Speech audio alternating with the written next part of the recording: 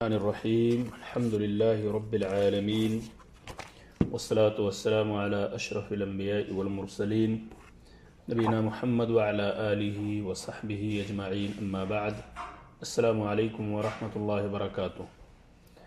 قابل احترام سامعین، آپ حضرات کے سامنے جب ہم نے اذان اور اقامت سے متعلق مسائل پیش کیے تو اب اس کے بعد امامت کی باری آتی ہے۔ امامت سے متعلق چند اہم مسائل آپ کے سامنے پیش کیے جائیں گے۔ امید ہے کہ آپ اور ہم اس سے مستفید ہوں گے۔ مسئلہ نمبر 128،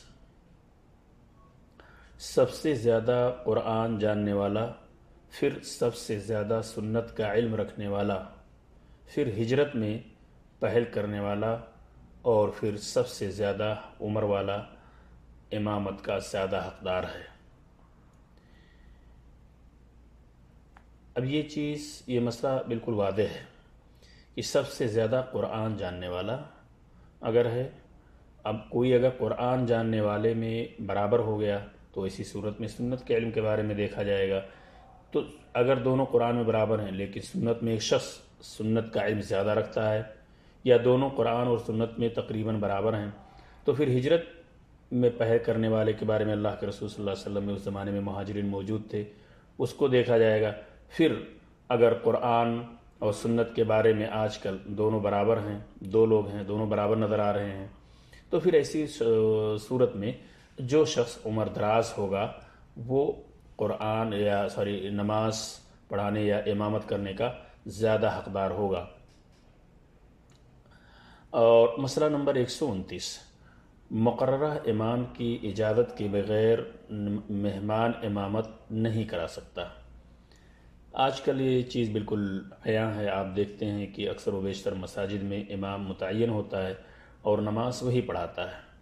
اب کوئی شخص مہمان کے طور پہ آئے یا ویسے بھی نماز پڑھانا چاہے، امامت کرانا چاہے، تو ضروری ہے کہ وہ مقررہ امام کی اجازت لے، اس کی اجازت کے بغیر نماز وہ نہیں پڑھا سکتا ہے۔ اب ان مسئلوں کی دلیل کیا ہے؟ یہ دو مسائل 128 اور 129 نمبر مسئلے کی دلیل کیا ہے؟ تو اس میں ابو مسعود رضی اللہ تعالیٰ عنہ کی حدیث ہے۔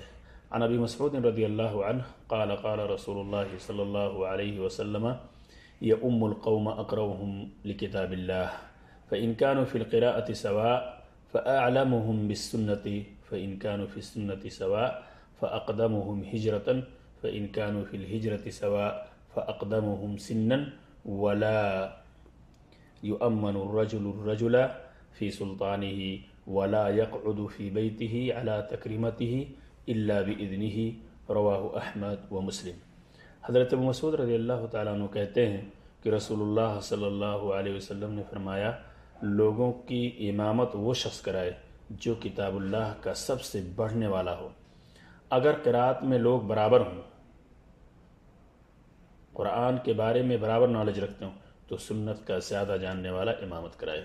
اگر اس میں بھی برابر ہوں، سنت کے علم میں بھی برابر ہوں، تو پھر جس نے پہلے ہجرت کی ہو، اگر لوگ اس میں بھی برابر ہوں تو پھر عمر میں سب سے بڑا امامت کرائے۔ امامت کے لیے مقررہ آدمی کی جگہ کوئی دوسرا آدمی بلا اجازت امامت نہ کرائے، اور نہ ہی کوئی آدمی کسی کے گھر میں بلا اجازت اس کی مسند پر بیٹھے۔ یہ روایت مسند احمد اور صحیح مسلم کے اندر موجود ہے۔ مسئلہ نمبر 130، نابینا آدمی بلا کراہت امامت کرا سکتا ہے۔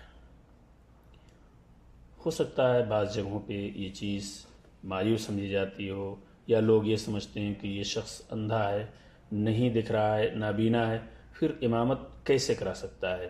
اس طرح کے خیالات لوگوں کے ذہن میں پیدا ہو سکتے ہیں۔ تو شریعت میں اس کے دلائل موجود ہیں کہ نابینا شخص بھی امامت کرا سکتا ہے۔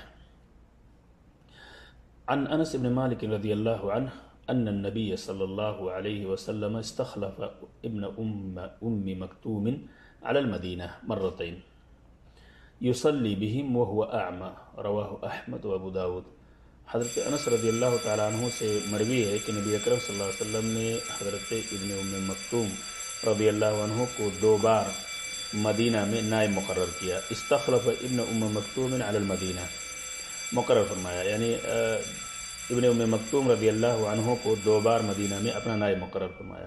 وہ لوگوں کو نماز پڑھایا کرتے تھے حالانکہ وہ نابینا تھے. یہ روایت مسند احمد اور ابو داؤد کے اندر موجود ہے. اللہ تبارک تعالیٰ سے دعا ہے کہ اللہ تعالیٰ ہم سب کو نماز کی حفاظت کرنے اور شریعت کے مسائل جاننے، سمجھنے اور اس پہ عمل کرنے کی توفیق عطا فرمائے.